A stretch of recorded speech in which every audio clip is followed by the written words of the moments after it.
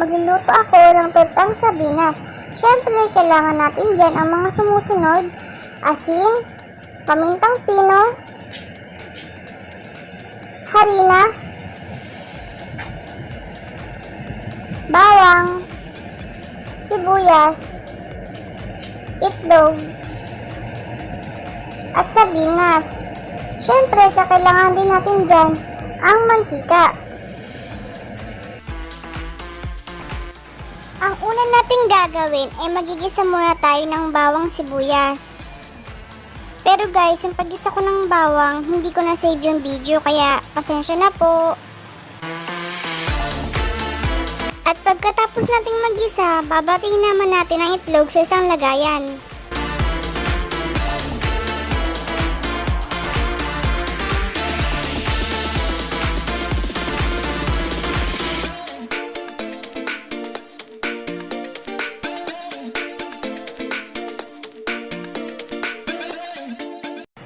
Pagkatapos ito, kukuha tayo ng isang malinis na lagayan at doon natin paghahalu-haluin lahat ng mga sangkap.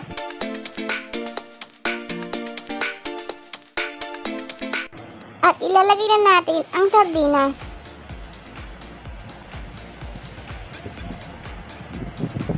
Tapos, dudurugin natin ito.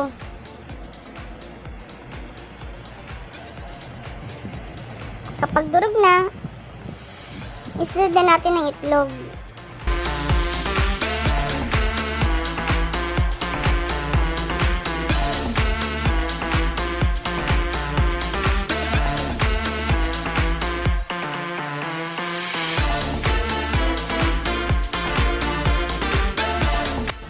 Isunod na rin natin ang paminta at asin.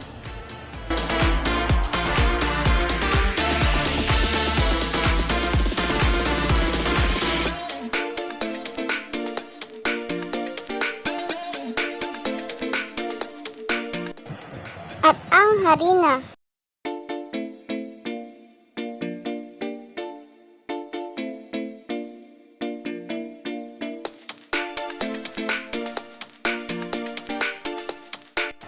Haluin lang natin ang haluin hanggang sa mawala yung mga namumuong harina.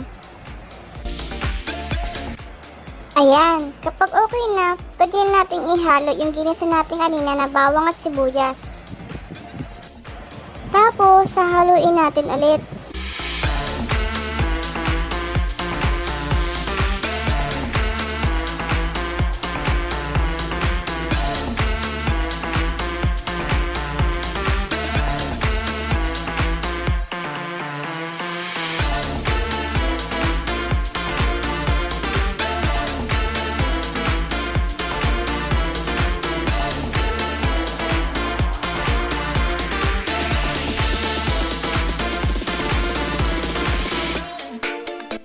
At kapag okay na, magpapainit ako ulit ng kawali at lalagyan natin ng onting mantika.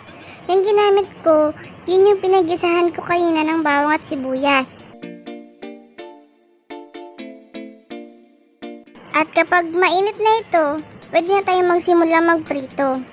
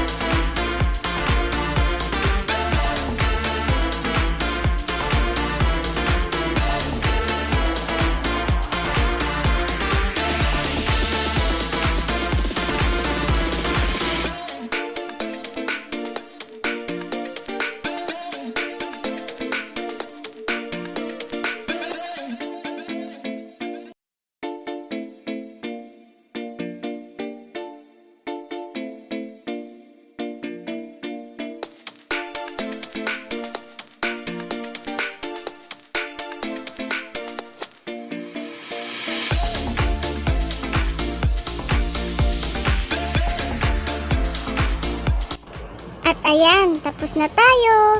Maraming salamat sa panonood. Please like, share, subscribe. Maraming salamat. Thank you. God bless you.